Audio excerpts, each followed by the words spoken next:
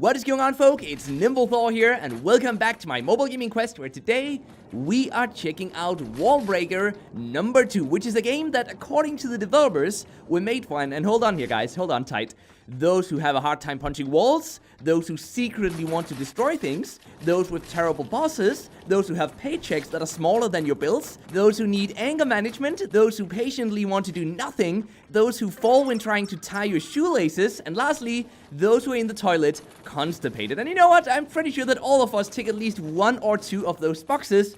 So how about we dive into this game and see what all the fuss is about? So welcome to Wall Breaker number 2. But you know what? Have a look at this. We go in here to the tunnel and we select the newest stage that we can go into, which is stage 14, I believe. And let's start this one. And look at this. I thought the deal here was that we would be beating the heck out of some walls, but it turns out we're just left with boxes and balls, like sphere balls.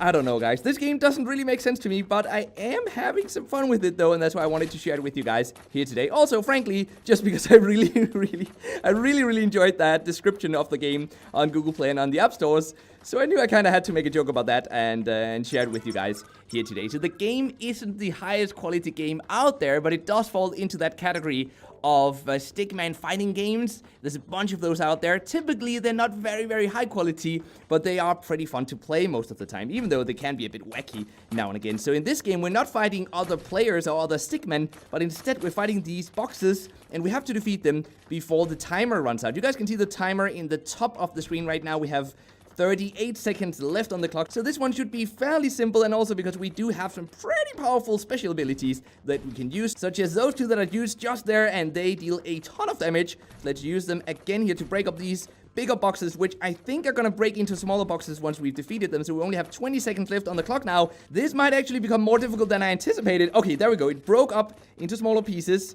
Come on, we can do this.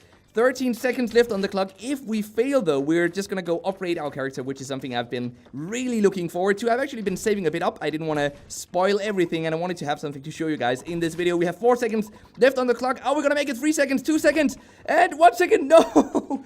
We failed with 1 box left. Just a single box. Let's head back to the lobby, though, and see what sort of upgrades we have waiting for us. So we can go in here to the character. First of all, we leveled up a bunch of times. We're level 31, which you can see in the top left corner of the screen. So now we can choose to upgrade either the critical chance, the critical damage, the attack speed, the attack power, or the amount of gold we're gonna get when we defeat these boxes. So I think I'm gonna go for upgrading attack power 10 times, 20 times, and then going for some attack speed as well. And the rest, I think we're just gonna spend on, you know what, let's upgrade the crit chance. I haven't upgraded that yet, and now at least there's a 6% chance that we're gonna deal some critical damage. We do also have some gloves on us here, and these, I do believe, yes, these deal additional summon damage 156%, so those are pretty nice. We got those from one of these boxes over here that we're ready to open now. These are loot boxes, kinda, to some extent. We have to wait for them to open. We got vinyl gloves here. That's awesome. Let's go back and open the next one, which I see now is also ready. Let's see what we're gonna get here. We got Potty? Oh, it's a cap. Oh, nice. So we can go equip that one right now over here, I imagine, in the mask section. And what does this one actually do? It deals additional damage to ball box, 167%. How awesome is that? What about this one here?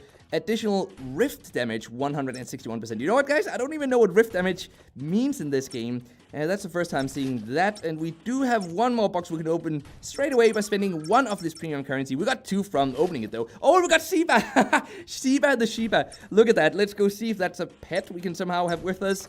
Let's go in here. Oh, it's just a mask. It's just a mask. Don't get too excited, guys. Additional Hellhound damage. You know what? I'm gonna keep Pouty over here, which deals additional damage to boxes instead. So with that, have we upgraded everything we wanted to? Let's see. We can also upgrade our skills, though, or even unlock new ones, such as this tornado that I've really been wanting for a long time. So let's open up a space for it here as well, and let's equip it. And now with those, let's go back into the story mission into Tunnel 15 to see if we can defeat that level this time around. So I think it's gonna be a bit easier this time. Let's have a look at our new tornado here. Look at that, dealing a ton of damage. That was an amazing upgrade. We're dealing so much more damage now. Look at this, guys. Easy peasy. Lemon squeezy. Look at this. Let's do the tornado once more. Oh, that is so awesome. Tunnel 15 stage, success. Love the English translation of this game. It's just amazing. How can they have translated it so poorly? Anyway, we can go in here to the challenges as well, which is how we can get new loot boxes, which remember are really, really important because that's how we get new equipment. So in these challenge modes, we have to constantly keep the number of boxes below 30, and at the same time, we have to deal enough damage to this boss monster here. So you guys can see it's getting pretty tricky now. We have 20 boxes, so we're dealing some good damage, and the boss has 3,000 HP left, which you can see in the top of the screen. Look at this. We're doing great, though. Just open up that tornado again. Ta-da! There we go. It deals so much damage. That is a great upgrade. If you guys want to check out the game for yourselves, definitely remember to buy that tornado upgrade.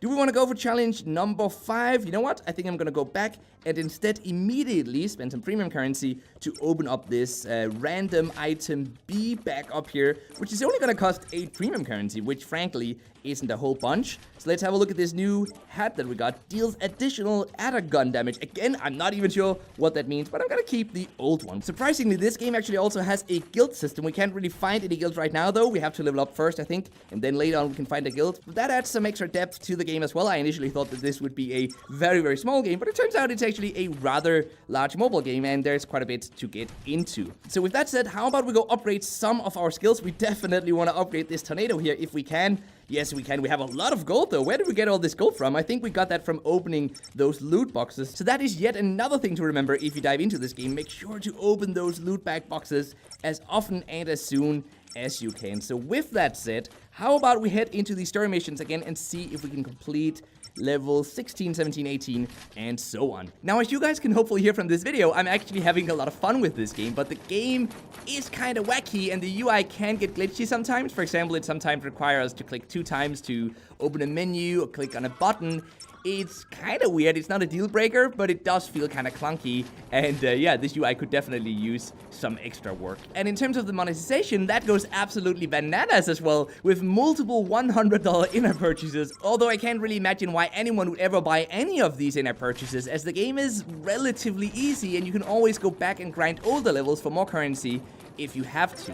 So with that said, let me know what you think about this game in the comment section down below. And now it's time for the mobile gaming news of the day, which is that Hi-Res Studios has announced Smite Blitz for both Android and iOS. And Smite Blitz is an action RPG with both single player and PvP game modes set in an alternative Smite universe. That's about all we know for now, but there's a teaser you guys can go check out already if you're curious. The game seems okay-ish, but I'm just really afraid of how the monetization is going to turn out. I'll be sure, of course, to report back on that once the game is out. As soon as I can get my hands on it, I'm going to play it, so stay tuned for that right here on the channel. And with that said, until next time, just keep gaming, stay awesome, and I'll see you guys around.